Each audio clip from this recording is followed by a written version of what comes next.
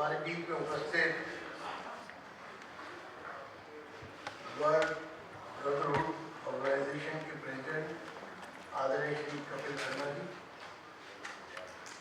Professor Gaurav Vallabh ji, Air Vice Marshal OP Tiwari ji, Bhava साहब और यहाँ पर आए हुए सभी गणमान्य बहनों और भाइयों और साथियों, आप सबकी उपस्थिति में आज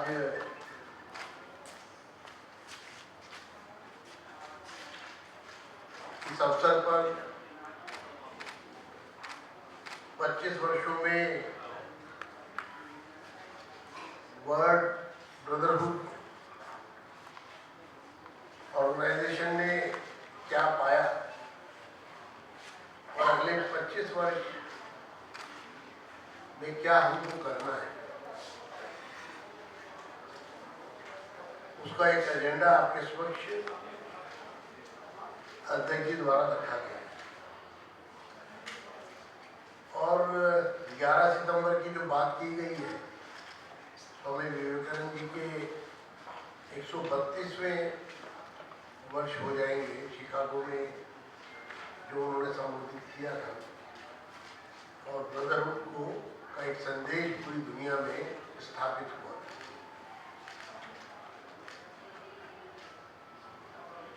आज विश्व जिस दिशा में आगे बढ़ रहा है,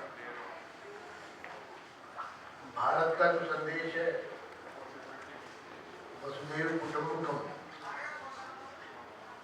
उसकी आवश्यकता दिखाई दे रही है। एक तरफ विश्व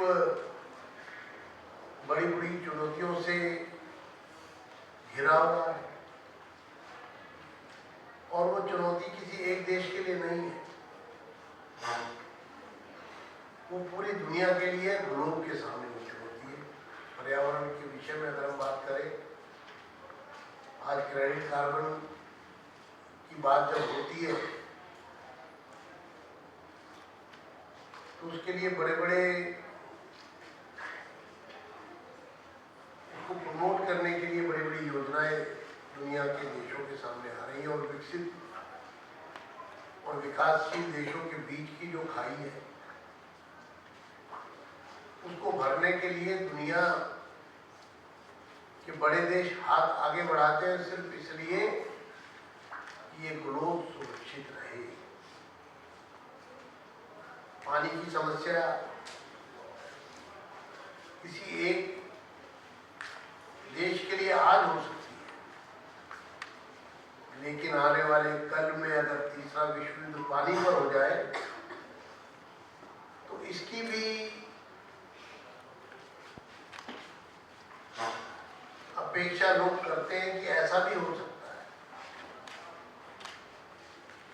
आज दुनिया में कौन शक्तिशाली ज्यादा है? आज राजनीतिक कारणों से,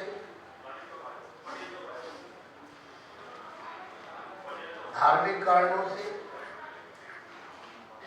आज दुनिया में बहुत सारे देश एक दूसरे देश को खत्म करने पर तुले हुए। लेकिन वास्तविकता क्या है कि इस अंधी दौड़ में वर्ल्ड ब्रदरहुड ऑर्गेनाइजेशन कितना महत्व रखता है, ये हम सबके सामने। मैं आपको बहुत बधाई देना चाहता हूं कि आपने इन चुनौतियों को स्वीकार करते हुए विश्व के सामने शांति का संदेश देने का जो एक हार्मोनी और टुगेदरनेस का जो संदेश देने का एक संकल्प लिया है, निश्चित रूप से वो दूर तक जाएगा, ये आवाज दूर तक जाएगी और सही मायनों में इसकी आवश्यकता है। और इस संदेश को लेकर के हमको आगे बढ़ना है और भारत भारत के बारे में, तो भारत की सहनशीलता के बारे में, तो भारत के संस्कृति के मूल में है भाईचारा।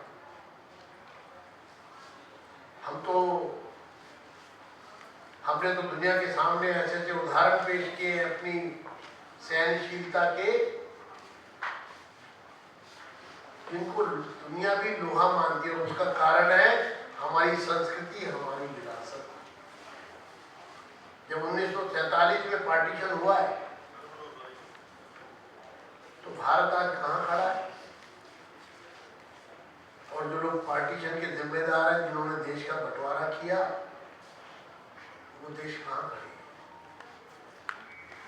आज भी इस देश की कैपिटल में चेमफोर्ड रोड भी है, चेमफोर्ड क्लब भी है।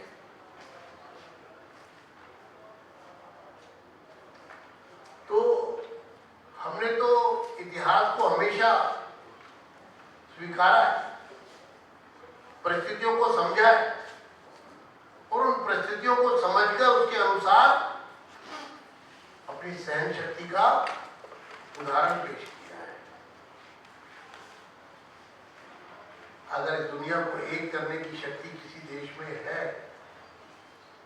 इतना पोटेंशियल किसी में है, तो मेरा मानना है देश भारत है। और इसीलिए हमारे देश के प्रधानमंत्री जी को देश के सर्वाधिक देशों ने अपने सर्वोच्च सम्मान से सम्मानित किया है, क्योंकि भारत की संभावनाएं स्पष्ट रूप से दिखाई दे रही है। भारत से दुनिया को ये अपेक्षा है। हमारी परिस्थितियां विपरीत है। हम कोई संपन्न देश नहीं है। हमारी आर्थिक संपन्नता अभी आनी बाकी है। हम कोई विकसित राष्ट्र नहीं है। अभी हमने विकसित राष्ट्र होने का 2047 तक अपना एजेंडा सेट किया है, लेकिन बावजूद इसके भारतीय संस्कृति में, भारत की विरासत में वो ताकत है कि हम पूरी दुनिया को शांति का संदेश देकर और अपने साथ जोड़ सकते हैं। हम विस्तारवादी नहीं है। हम किसी अंधी दौड़ से भी नहीं जुड़े हुए। अगर विस्तारवादी होते तो भूटान, नेपाल और वो तमाम देश जिनको भारत ने हमेशा संरक्षण दिया है, भारत ने हमेशा उनका सम्मान किया है, भारत ने हमेशा उनको